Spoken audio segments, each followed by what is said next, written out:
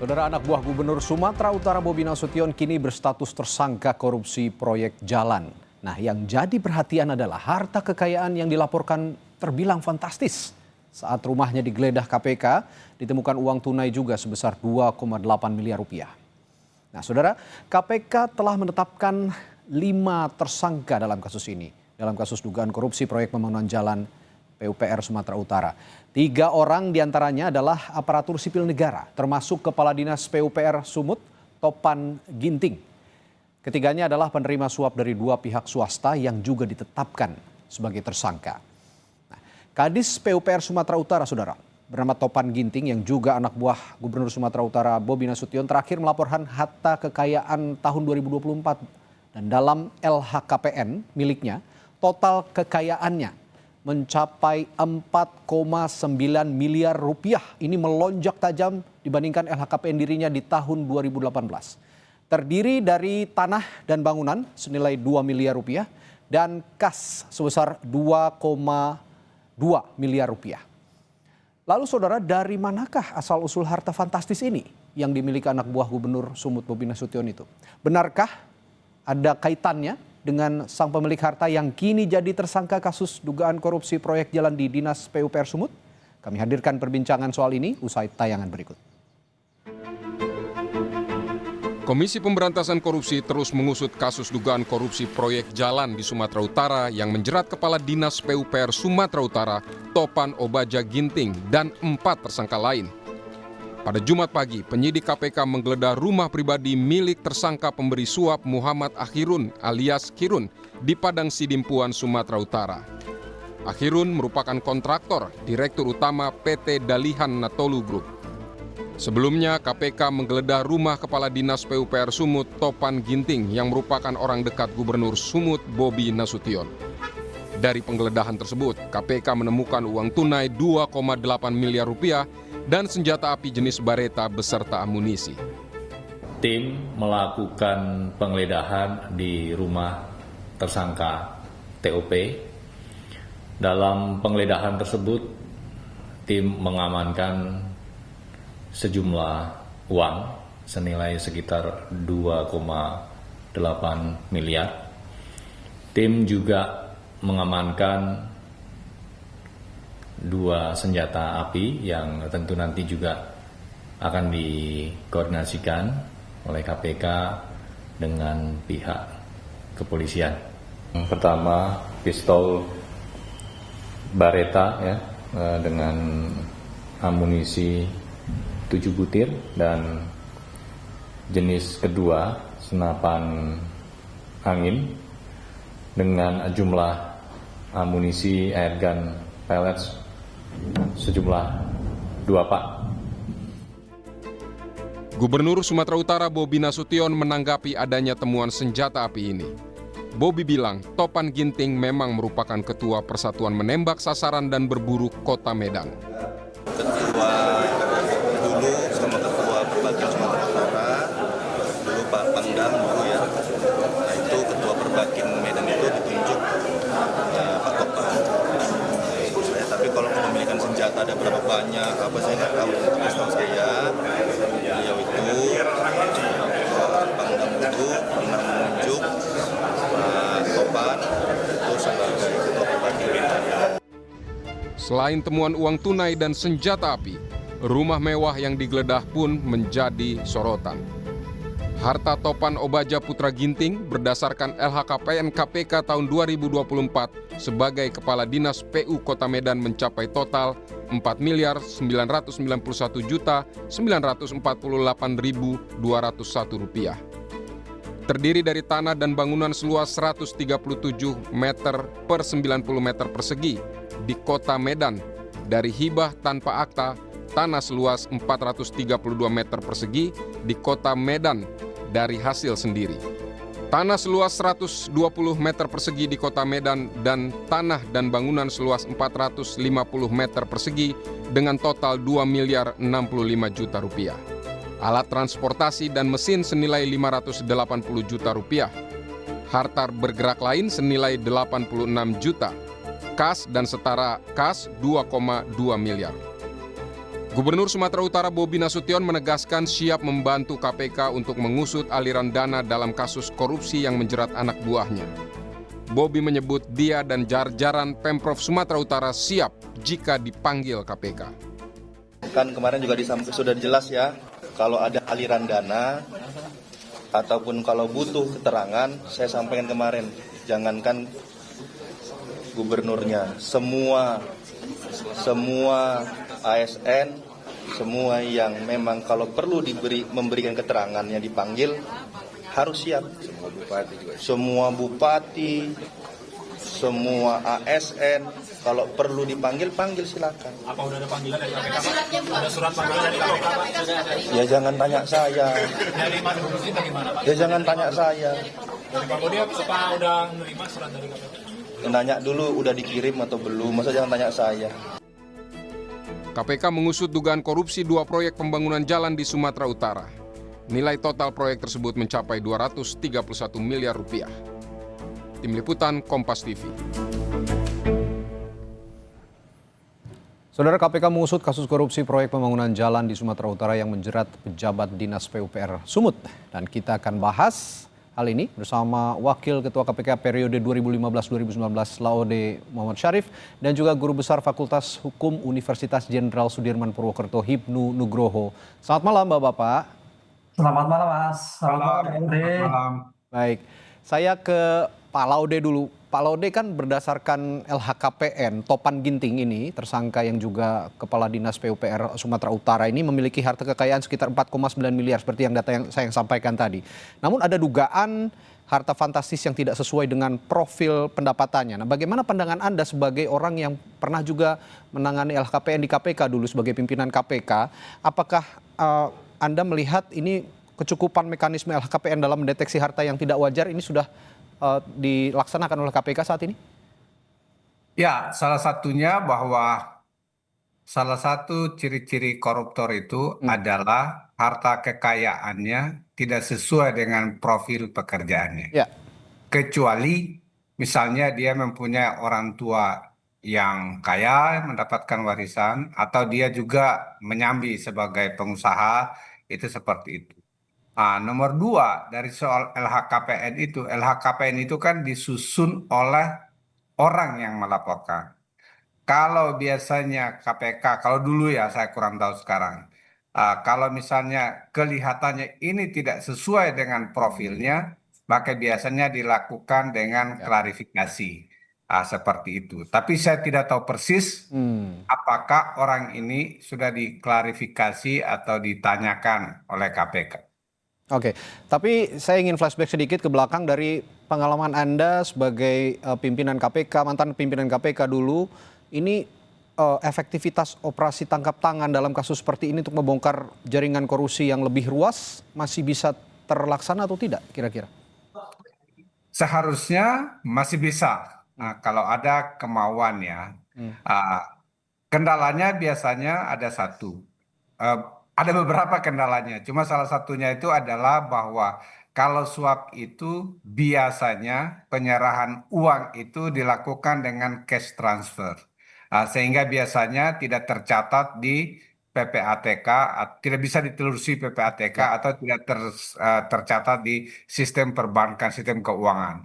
Oleh karena itu, maka yang paling penting adalah biasanya keterangan para pihak atau keterangan saksi-saksi. Itu yang penting. Nomor kedua biasanya, saya sudah katakan sebelumnya bahwa sebelum terjadi tangkap tangan, biasanya ada penyelidikan tertutup yang dilakukan oleh KPK.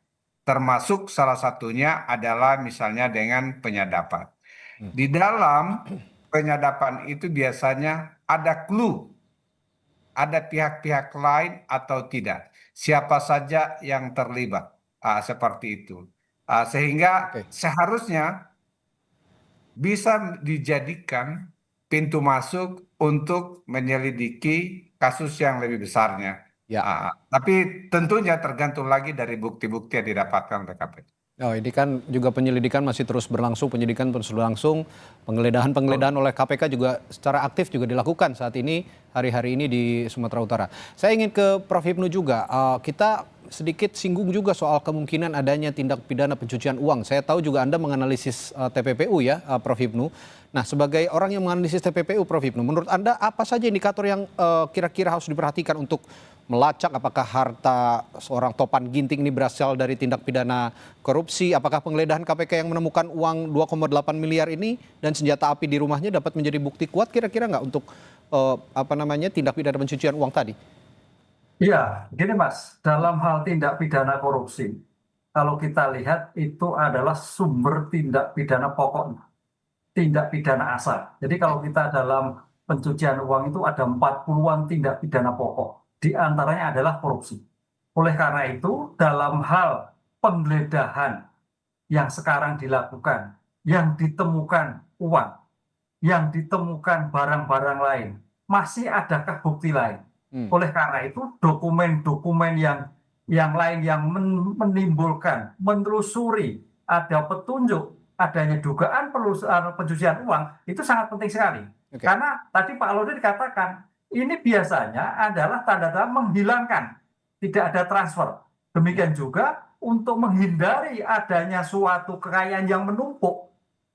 LHKPN tadi kan hanya sebegitu. Kemudian temukan seperti menumpuk, itu dicuci, dialihkan dalam tindakan-tindakan untuk menyamarkan dalam suatu tindak pidana ini. Nah, oleh karena itu, kecepatan penggeledahan ini, mudah-mudahan KPK tidak cepat menggeledah terhadap barang aja, tapi ada dokumen. Sejauh mana dokumen itu memberikan isyarat petunjuk mengalir kepada orang-orang yang ditengari adanya suatu bentuk pencucian uang. Dan itu hampir semua, Mas. Hampir semua korupsi itu ada TPPU-nya. Apalagi kalau melihat besar sekarang ini. Ini suatu luar biasa. Oleh karena itu tantangan penegak hukum tidak hanya tindak pidana asal, mencoba kembali, menyelidik kembali, mengungkap kembali informasi yang ada terkait dengan TPPU yang lain. Ini salah satu amanat dalam undang-undang korupsi dalam rangka mengoptimalkan hasil kekayaan negara untuk kembali pada negara. Ya, balik lagi tadi ya, kepemilikan harta yang tidak sesuai profil tadi, Prof. Hipnu. Ini kan harta yang cukup fantastis untuk seorang ASN begitu ya, untuk seorang kepala dinas.